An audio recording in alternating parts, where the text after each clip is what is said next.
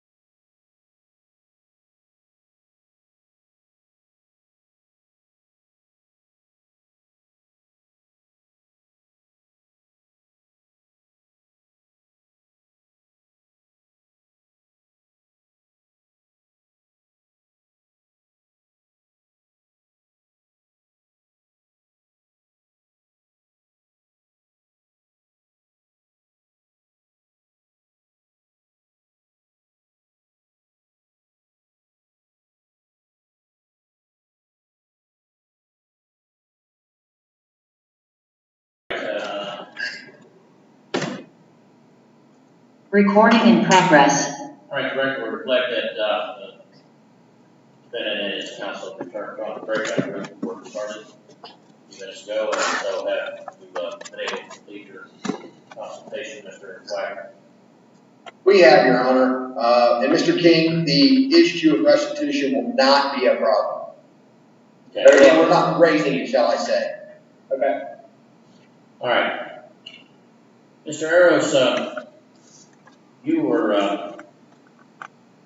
found over the grand jury as a result of a complaint that was filed in the municipal court, that came over to the to the head clerk's office here on August 23rd, and at this point, the grand jury has not yet returned an indictment against you. Now, under Ohio law, no person is required to come before this court and answer to a felony until and unless they have had their case submitted to the grand jury has returned an indictment. Grand jury consists of 9 persons from this county that are selected to serve on the grand jury for a term, and this term is the October term, October, November, December. They meet usually once a month or more often if necessary, to hear evidence presented to them by the prosecutor's office regarding alleged crimes committed in this county. Now, the grand jury does not decide whether the person is guilty or not guilty. They simply decide whether or not there's enough evidence to warrant a person being required to come before this court. So therefore, only 7 of 9 are required to return an indictment. Now, if fewer than 7 vote to indict, then as to that particular charge, the case is over for the time being, and you're released as to that charge. Although that's not final, because it could always be resubmitted up to the appropriate applicable statute of limitations, which generally is 6 years. So that has not happened yet in your case. Now, there is a provision, however, in the law that a person can waive, which means give up in a legal sense, the right to have their case submitted to the grand jury, and instead agree for the case to be submitted by what's called a bill of information. Now, a bill of information is similar to an indictment in that it sets forth a charge, but the difference is it's simply signed by the prosecutor's office instead of being voted on by the grand jury. And so that's where we're at this point.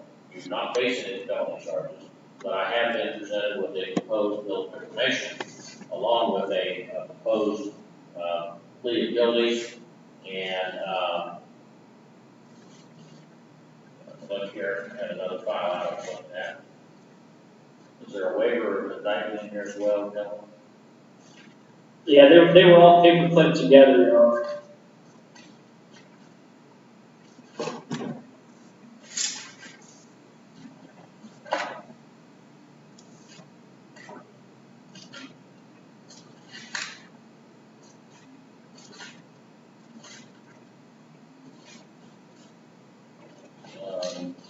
Well, I'll look here, the bill of information. I'd be on the back There's page. the staple to the back of the bill of information. Got it. All right. Okay. Let's see who says that.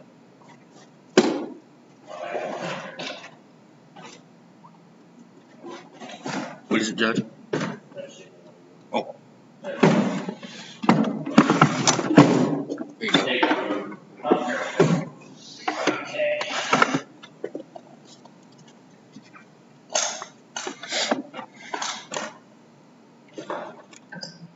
All right. So, the bill of information I have in front of me, I'll hold up here, and it says your name and case number. And there are 5 counts in that.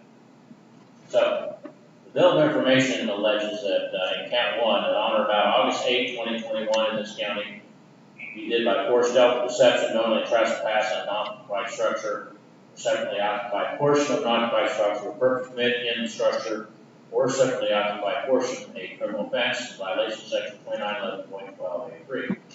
That's the charge of burglary.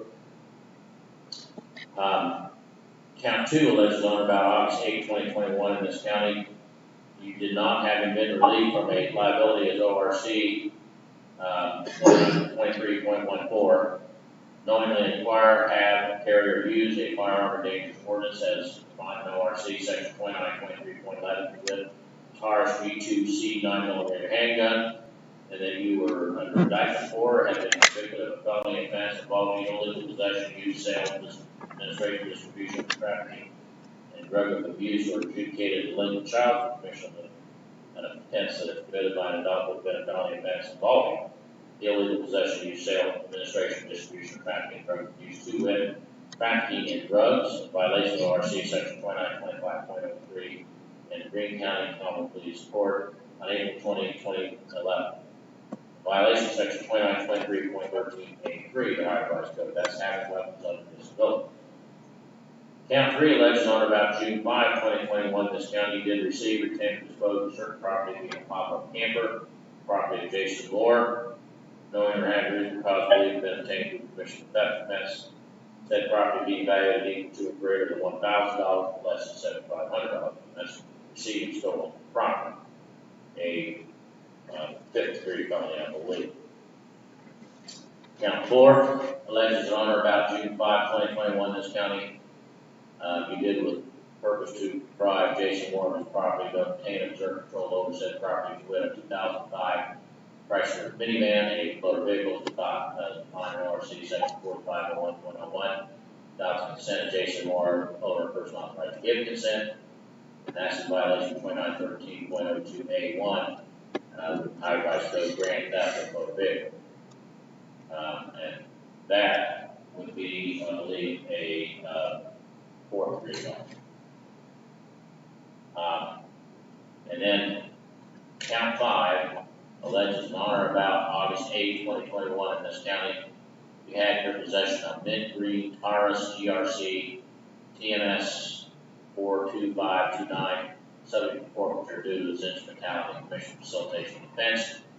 That's defined under ORC 2941.14.17. That's a forfeiture specification, which means the property will be forfeited. Now, that's a proposed bill of information.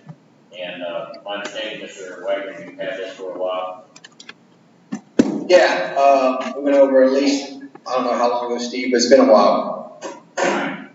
Now, they have your document, Mr. Arrows, is entitled Waiver of Prosecution by Indictment, and it reads, I, Steve Robert Arrows, having been informed by the court of all my constitutional rights, my right to be presented and prosecuted by way of indictment, being represented by J.D. Wagner, Attorney Law, Hillsborough, Ohio. We hereby freely voluntarily waive prosecution by indictment and agree to proceed in this matter by bill of information, and it's dated 10/5/21. Immediately before that, there's a signature with a line under it, Defendant. And I'm going to hold this up to the camera on the computer and see if you recognize that that is your signature there right below the date. Yes, it is, Your Honor. All right. And I know that's Mr. Wagner's signature below. Now, this waiver then means that you're agreeing that instead of waiting for the grand jury to consider your case, which will probably be next month, you're agreeing to be prosecuted by a bill of information, which is on the 4 charges I just read plus the forfeiture specification. You understand that? Yes, Your Honor. And that's what you want to do. Yes, Your Honor. All right. Now the next document I have is a plea of guilty form.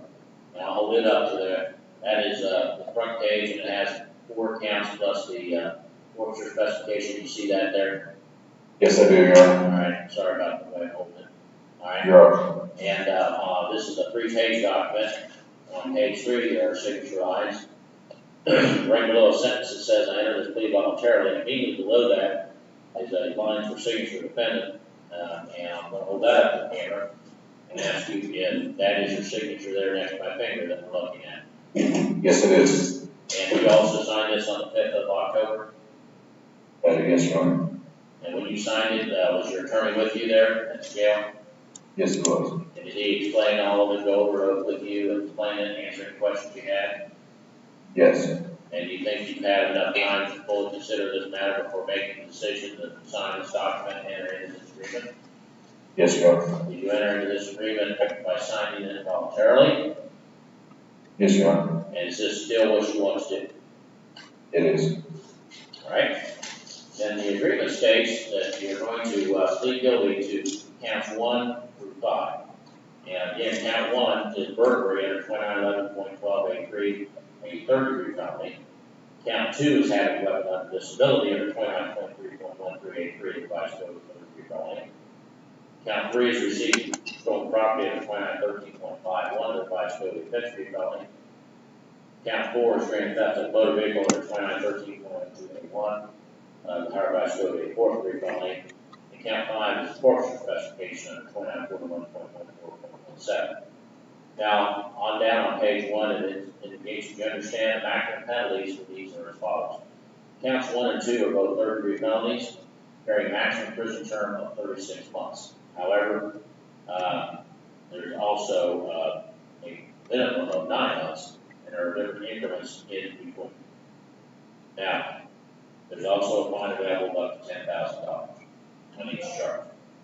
Count 3 is a 5th-degree felony, carries a maximum penalty of 12 months in prison, a minimum of 6. There's a possible fine of $2,500. And count 4 carries a possible maximum sentence of 18 months, a minimum of 6 months as well. and a fine of $5,000. And in count 5, as I indicated, doesn't carry any kind of a prison or fine. It simply loses the property to the state. Now, under the law, if you're convicted of all these offenses in order and are sentenced to prison, or the prison term to be served consecutively. So that means that 2 counts, 33 felonies, 36 months each. That's 72 months plus 12 on count 3 plus 18 on count 4 for the additional 30 months. That means a maximum possible of 102 months, which I believe is 8.5 years. You understand that? Yes, Your Honor. All right. Now, are you facing any felony charges in any other jurisdiction? No, Your Honor. Are you currently on probation, community control, parole, or post-release control, or a felony from any jurisdiction? No, Your Honor. All right, now, under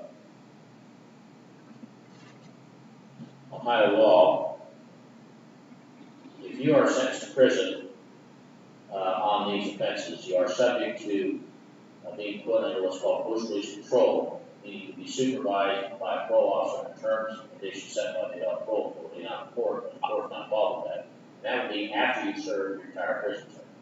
Now, there's kind of a mixture here, but in this case, on count 1, it is mandatory. It should be under post-release control for at least 1 year. It could be up to 3 years. The term would be decided by the parole court. Now, on the other counts, 2, 3, and 4, it's optional, meaning it could be up to 2 years. But since count 1's mandatory, that means you'll be on for at least 1 year and up to 3 years total, as determined by the parole court. You understand that? Yes, Your Honor. Now, what that means is that if you violate any of the conditions that the parole authority sets forth, then they can return you to prison for an additional period of 9 months for one violation, but there is a cap or limit of half whatever prison term is imposed by the court for all violations. But if you commit a new felony while under post-release control, then an additional whatever sentence the judge in the new case would impose on you, that judge would also sentence you in this case for committing the new offense while under post-release control in this case to an additional period of 1 year or whatever time is left on that term of post-release control of 1 to 3 years, whichever is greater. So if they put you on for 1 and you commit a new felony after 6 months, the additional penalty would be 1 year because that's more than 6 months. If you were on for 3 and you committed a new felony after 6 months, it would be 2.5 years because that's what's left upon 3 years of post-release control. You understand that? Yes, Your Honor. And again, you understand that those sentences would have to be served consecutively to the sentence in the new case. Yes. All right. Now, under the law, these are not mandatory prison terms. I can impose what's called community control instead of prison, which means probation. And so instead of going to prison, you can put under the supervision of a probation officer under the term set by the court. The maximum period could be 5 years. If during that period of time it was found that you failed to comply, then at that time the probation department would have to file a written notice of that in the court and give you a copy. It would be tough to have a hearing. If the outcome of that hearing was that you failed to comply, then at that time the court would revoke community control and then would sentence you to prison for the total of 102 months and finding $27,500. You understand that? Yes, Your Honor. Right now, Mr. Harris, I read you the bill of information a few minutes ago. You recall those 5 charges? Steve, you recall those charges? You just answer, okay, all right. And you understand then what it is the state says you did in each of those counts, when, where, and how they let you did. Yes. Now, have you discussed the nature of the offense in each count, the evidence that might be applicable in that count, legal issues that could be considered in that count, possible offenses you might try to raise at trial, the possible outcomes of that trial as to all these charges with your attorney? Yes, I have. And are you satisfied with this advice and comments in this matter? Yes. You know, gentlemen, one thing I forgot, Mr. Weiger Are you employed? I am, sir. His mother reached out to me. All right, I just want to make sure that was on. All right. Okay, now, are you under the influence of any type of drugs or alcohol at this time, Mr. Harris? No, I'm not. Are you taking any prescription drugs there at jail? Just penicillin for my abscess tooth. Okay, that's not affecting your ability to understand what's going on here today, communicate, or to understand what you're reading, or anything like that? No. Okay. Now, has anyone threatened you to get you plead guilty here today? No. Now, on page 2, there are several lines that are printed in bold and underlined. I see there's been a couple of changes made in ink. I'm going to hold that up to the camera so that you can see that. You recognize that from the plea agreement you signed on the 5th. Yes. All right. I will read that then as it has been amended with these ink set changes. It says, Defendant shall enter plea of guilty to the bill of information.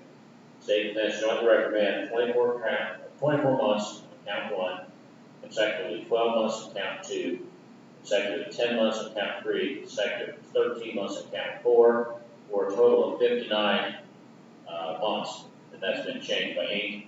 10 has been changed and the 60 has been changed. And Mr. Wagner's initials are there to show that he made that change. Defendant agrees to forfeiture outlined in count 5. Defendant shall cooperate in the prosecution of the code of defendants. Now, is that your understanding of the agreement? Yes. Does anyone promise you anything other than that to get you to plead guilty here today? No. Now, under the law, Mr. Arrows, the matter of sentence is reserved to the judge, not the parties. So even though there's an agreement there that the total sentence ought to be 59 months as outlined, those sentences are not binding on the judge. So if you plead guilty, once I've heard all the information presented, I could decide those are the correct sentences. Under the law, the evidence that I could sentence you to as much as 102 months total, and fine you $27,500 if I thought that was the right thing to do. Do you understand that? Yes, Your Honor. Now, the state's consulted with the various victims in these charges as well as law enforcement. Yes, Your Honor. They're in agreement with this disposition. That's correct, Your Honor. Okay. And I know there was a discussion earlier in chamber between counsel and the court about restitution and an agreement on restitution, but it's not stated in the plea agreement. Is there an agreement to pay restitution? There is, if I may, Your Honor, when we went to the breakout room, I feel comfortable saying I discussed this issue with my client. I advised him that the number I had was $6,769.49, that through our discussions, he could disagree because some of the charges that restitution would be ordered on were not part of this plea agreement. But by us agreeing to this restitution, those various charges will not come forward. My client does agree with that. Is that correct, Steve? Yes. All right, well, for that to be part of the agreement, it needs to be included, so are you amending the agreement to add that? Yes. All right, can you give me the breakdown of the victims and the amounts, Mr. King? Yes. So there are 5 different victims. First, we have $3,500 to Eric Callahan. Okay. Next, we have $650 to Tim Sweeney. And he's not one of the victims charged? That's correct, Your Honor. All right.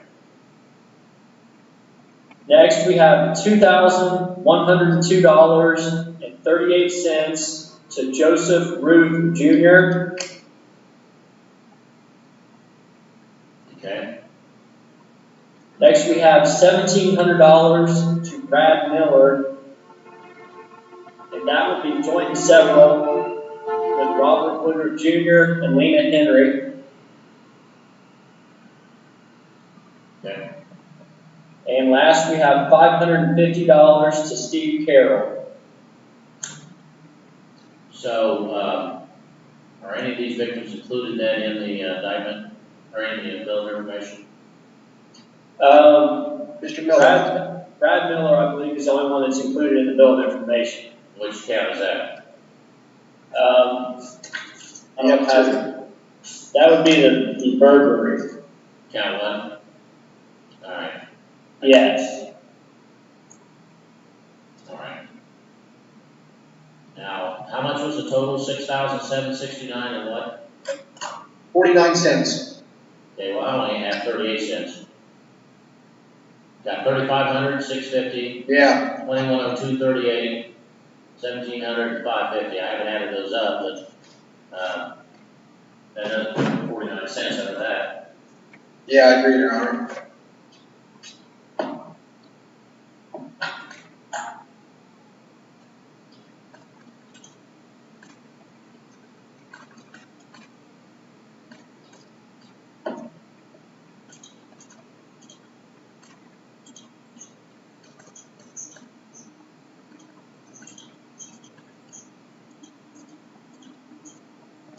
I'm not getting that amount either. I'm gonna try to get 3,500 plus 650. That's 4150. 2102.38 is 6250. 238. 1,700 to Mr. Miller. Yep. That's 7952.38, and 550 Mr. Carroll makes it a total of 8502.38. That's what I get. Well, we're What I got, sir? How do we come up with 67, 69, 49? I don't know. Okay, well, that's honest. I think if you subtract 1,700 from that, that's probably close to 80, 60, 7, 69, 49. So that must be the amount that's above what was in the indictment that we're talking about in shape. Because 8502.38 minus is 6802.38. Because the discussion in chambers was that there would be restitution on victims that were not included in the bill of information. So the 1,700 account for is Mr. Murphy. So then the additional is 6802.38 above and beyond. And now Mr. White, you need to talk to your client about that. Eve, is that number still acceptable to you? Yes. Okay. All right, so then the agreement is, and I'm going to add in here, restitution is agreed upon as part of the agreement, including 4 victims not included in the charges in the indictment. Is that correct, Mr. White? Yes, sir. And so, Yes, sir. understanding that Mr. Arrows is in consideration of not being charged with crimes of those other victims, they're agreeing to accept, you're agreeing to pay restitution, you understand? Yes. Okay.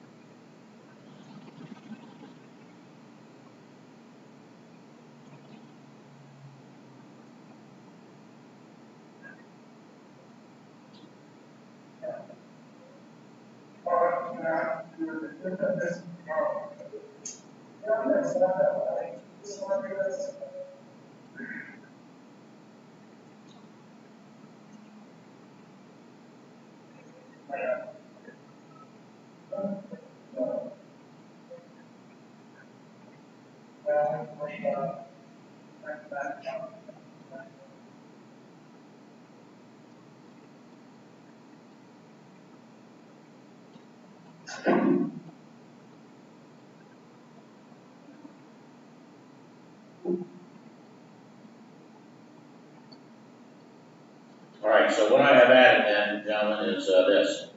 Defendant shall pay restitution of $1,700 to Brad Miller as to count 1 and 6,802.38 to 4 victims of crimes not being charged as consideration for plea. Is that accurate? Yes, sir. Yes, Your Honor. The only thing I would add is the Brad Miller and joint several would Robert Woodruff and Lincoln Henry. Okay, we'll put that in the order then. All right, so Mr. Arrows, you understand what that means is that normally I wouldn't order restitution on a crime that's not charged, but when a defendant in a state enter into a plea agreement, they can make, as consideration for that, promises to do certain things, which make it binding. And so, in this case, you're agreeing to pay for that restitution, and in exchange for the state not charging you with crimes related to those, but it will still be enforceable as an order of the court in the future once you complete your sentence. You understand that? Yes, Your Honor. Okay. And you're agreeing with that? Yes, Your Honor. All right. Now,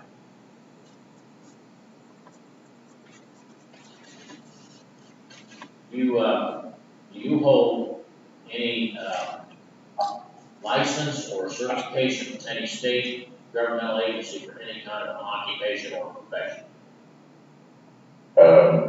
Like welding fabrication. Well, like a surveyor or nurse assistant, barber, things like that. That the state has to give you a license. You have to take an exam. No. Okay. Now, under the law, you have certain constitutional rights. You must understand before I can accept your plea in this case, Mr. Arrows. First, you have a right to have counsel. Mr. Wagner has been employed on your behalf. You understand that in the event that there was no one to pay for his fees, that the court would appoint one for you, so you don't have to plead guilty because you're worried about paying Mr. Wagner. You understand that? Yes, sir. Okay. Now, under the law, you have a right to have a jury trial in these matters, in which 12 people would be selected from a group of citizens that live in this county that were selected for jury duty on your trial, or were summoned for jury duty on your trial. 12 people would be selected from that group. The evidence would be presented, the jury would be instructed on the law. Now, that jury would have to decide by unanimous verdict, 12 after 3, on whether the state proved your guilt on any of these offenses. Now, if you didn't want to have a jury trial, but you didn't want to plead guilty, you could waive, which means give up in writing the right to have a jury trial, and in that case, you would have to hold a court or bench trial, meaning the judge would be the one to hear the evidence instead of the jury. The judge would apply the law, the judge would be the one to decide whether or not the state proved your guilt by proof beyond a reasonable doubt. Do you understand that? Yes, Your Honor.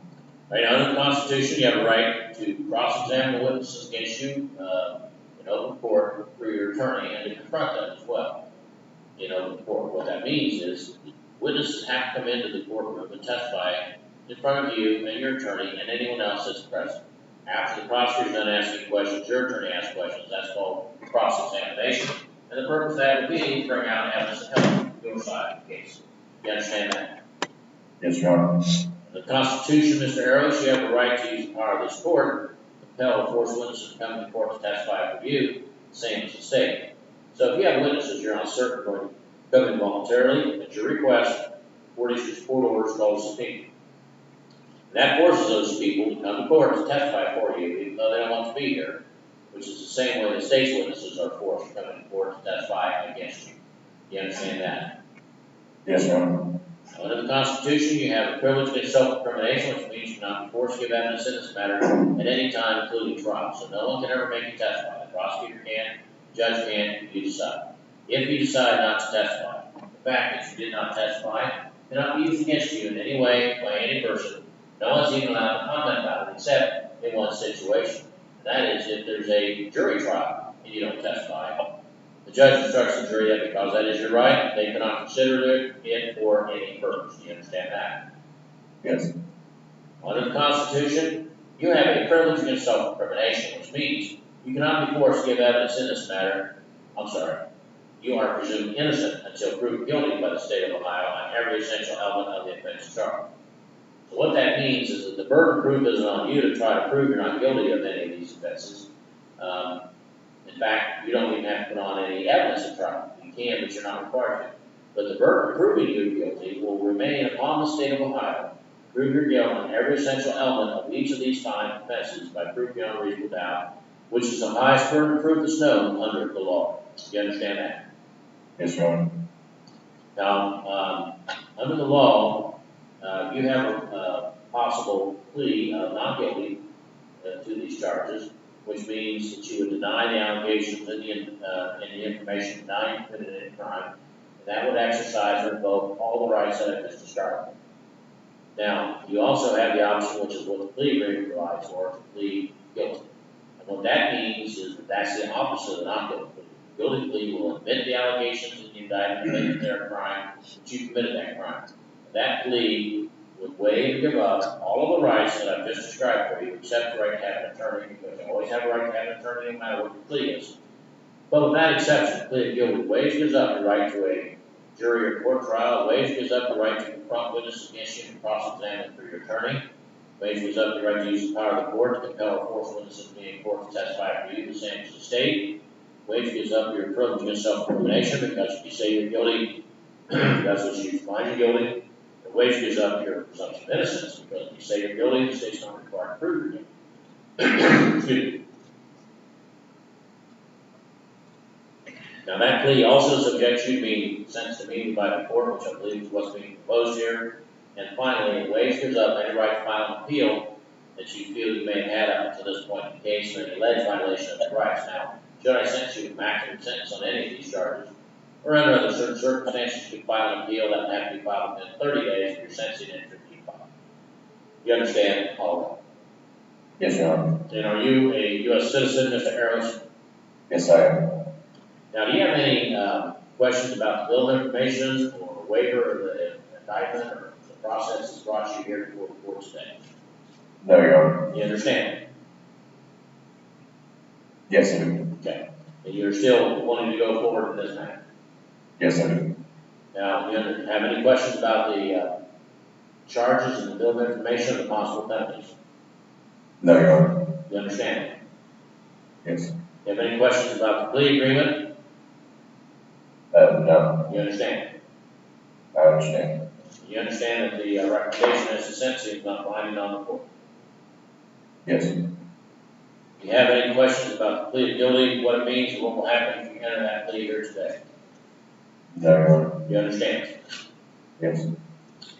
Now, is there anything further you would like to speak to your attorney before we go any further? Not that I believe. All right. Do you have any questions about anything that we've gone over here today in this plea agreement as it's been mentioned here on the record? No, Your Honor. All right, then is it your decision to plead guilty to the charges as set forth in the plea agreement, counts 1, 2, 3, 4, 5, as set forth in the bill of information? Yes, Your Honor. All right, then as to the charge in count 1, that alleges that on or about August 8, 2021 in Highland County, Ohio, you did by forced stealth or deception, knowingly trespass in an occupied structure, or separately occupied portion of an occupied structure, purpose to commit in the structure, or separately occupied portion of a criminal offense, violation of section 2911.1283 of the Ohio Revised Code, for charge of burglary, third-degree felony, or possible prison term between 9 and 36 months, in increments provided by law, a fine of $10,000, and mandatory post-release control of between 1 and 3 years. How do you plead? Guilty.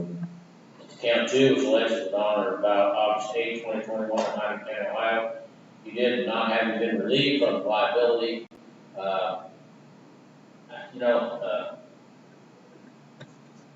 Please tell Mrs. Collins to start just cutting and pasting instead of writing these things from scratch. She's got liability here, which should be disability. You wish to amend the indictment to set that in there. Yes, Your Honor, thank you. All right, Mr. Wagner, do you have any objection to that? Your Honor, it's a scrivener's error. We have no problem, Your Honor. All right. So, I'm writing this in my hand, so it's correct. Just another example of unforced error.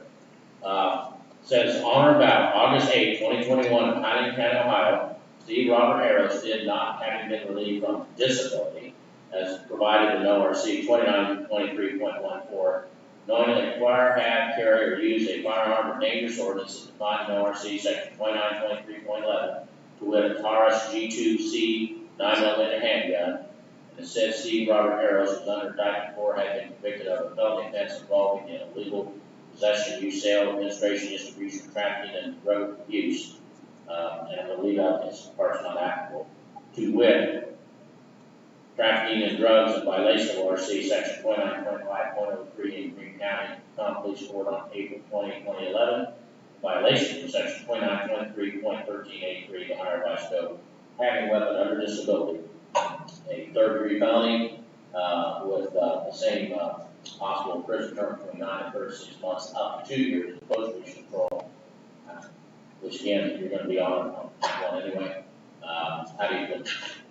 Guilty.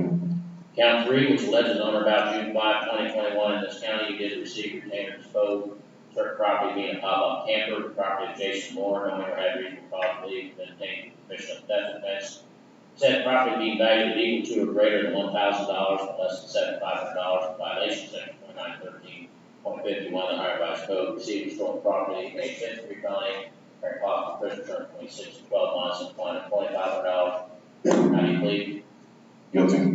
Count 4, which alleges on or about June 5, 2021 in this county, did with purpose to deprive Jason Moore of his property, knowing maintain and exert control over said property to wit 2005 Chrysler minivan, motor vehicles, RC section 4501.01, without consent of Jason Moore, the owner or person authorized to give consent, in violation of section 2913.02A1 of the Higher Vice Code, grand theft of motor vehicle, a 4th-degree felony, and a possible prison term between 6 to 18 months, a fine of $5,000. How do you plead?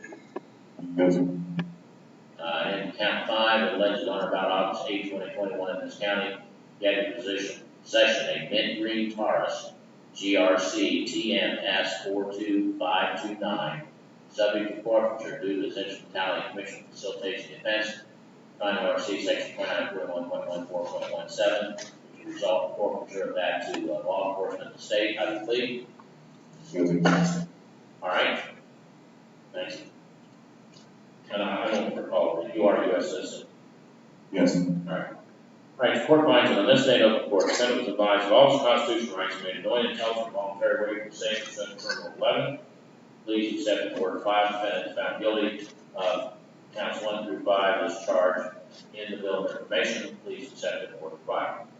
The court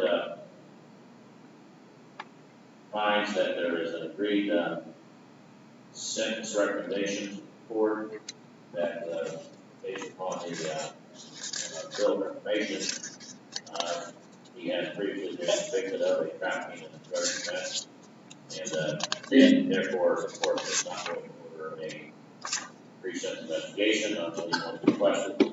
We're going to go ahead and proceed with sentencing. All right, Mr. King, on behalf of the state.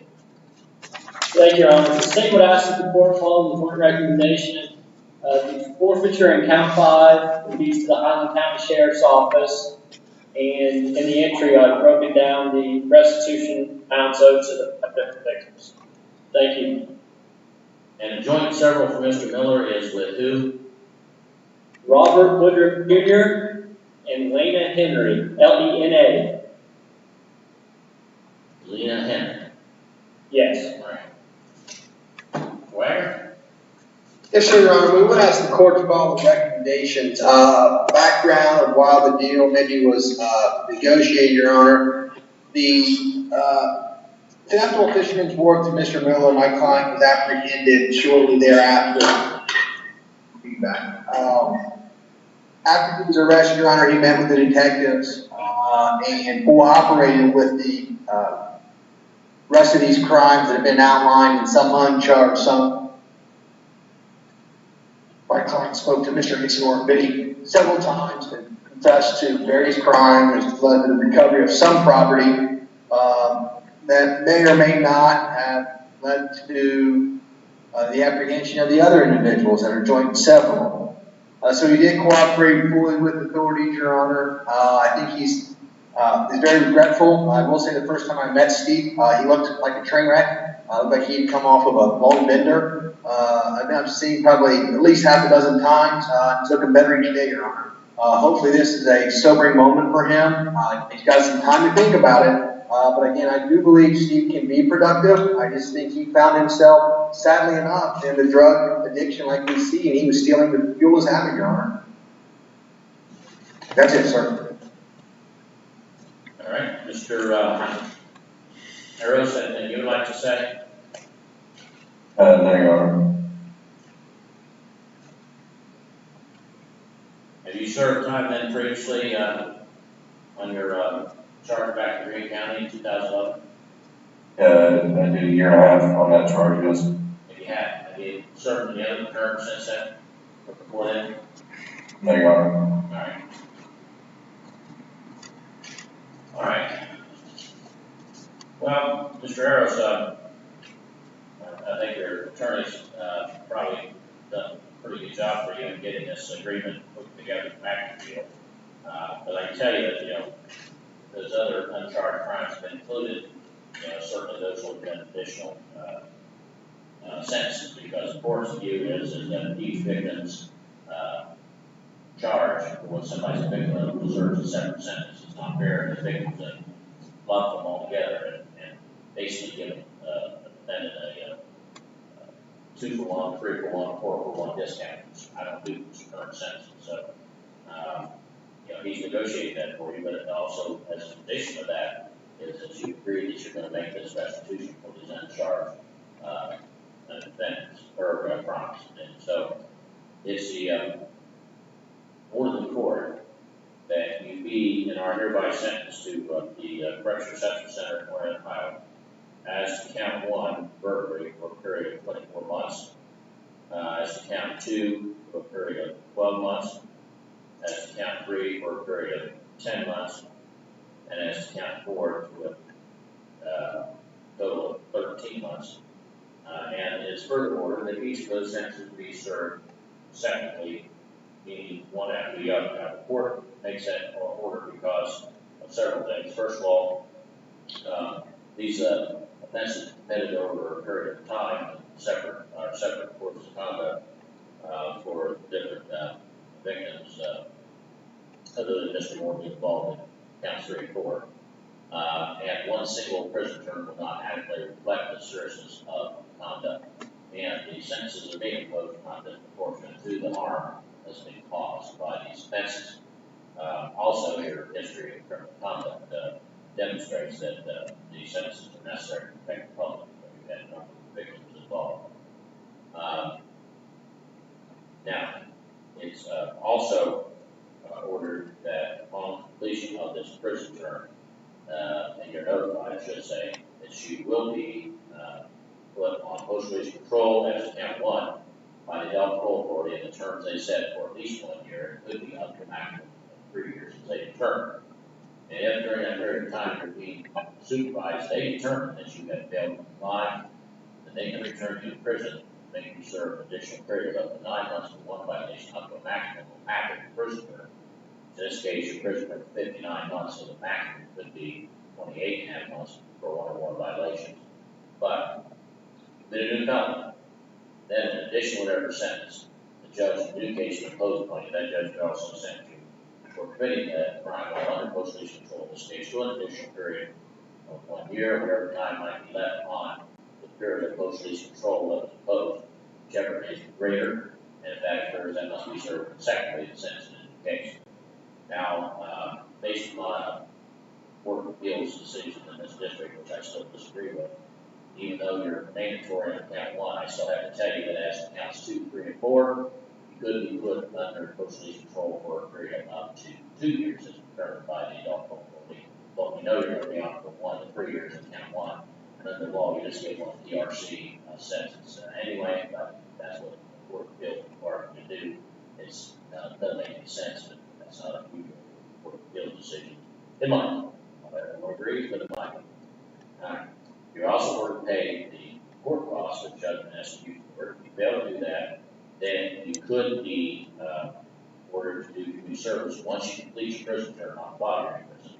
And that means that you would work in this county doing community service to give credit for each hour you work in an hourly rate set by the court. Each hour you work to reduce your judgment by that time to pay full.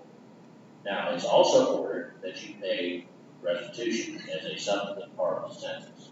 And that was ordered to be to the following individuals: $3,500 for Eric Callahan, $650 for Ken Sweeney, 210238 to Joseph Jr., $1,700 for Brad Miller, which is the joint several with Robert Woodward Jr. and Lena Henry, and $550 to Steve Carroll.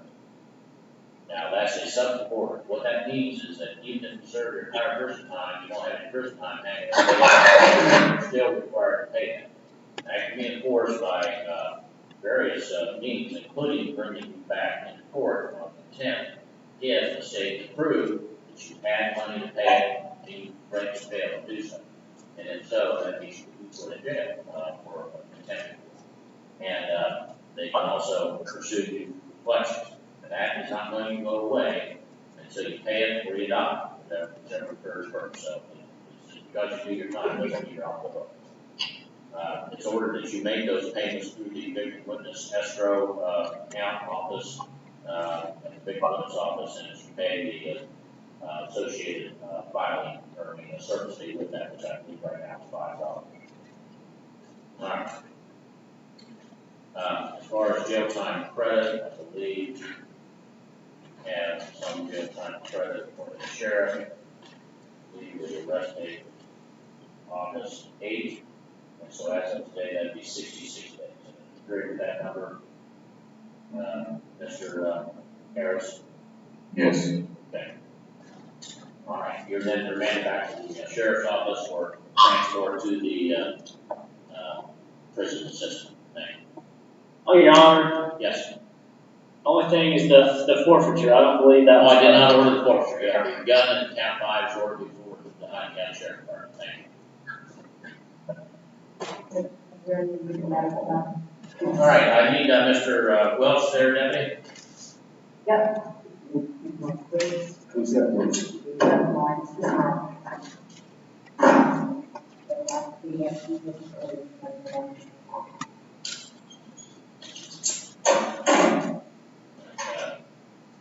Case number 21CR0099, State of Ohio versus James Welch Jr. Are you James Welch Jr.? Yes, sir.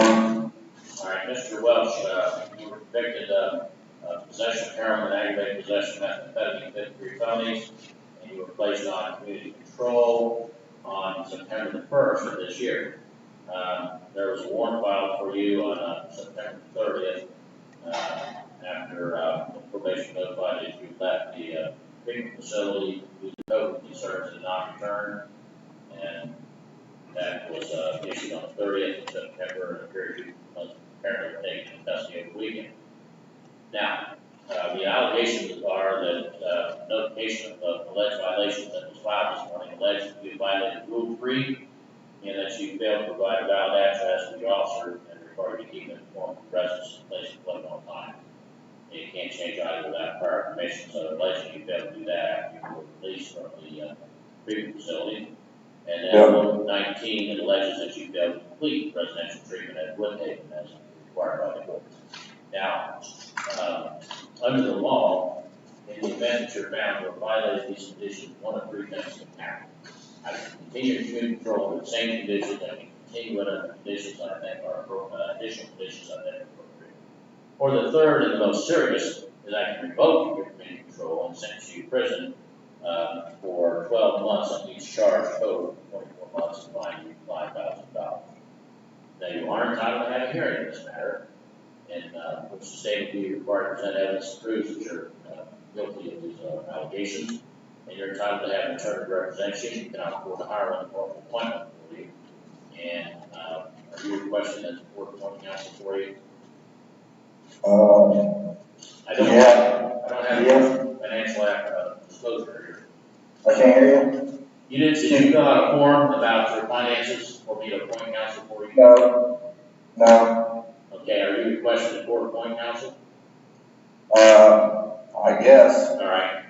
Well, officer, you'll need to have him fill out one of those forms. So, the court will go ahead and appoint Ms. Barger to represent you previously. The matter will be set for hearing on October the 27th at 1 p.m. There will be no bail on this. You'll be held in custody pending that hearing. So just make sure he gets one of those financial disclosure forms, officer, and get it back sent to us, please.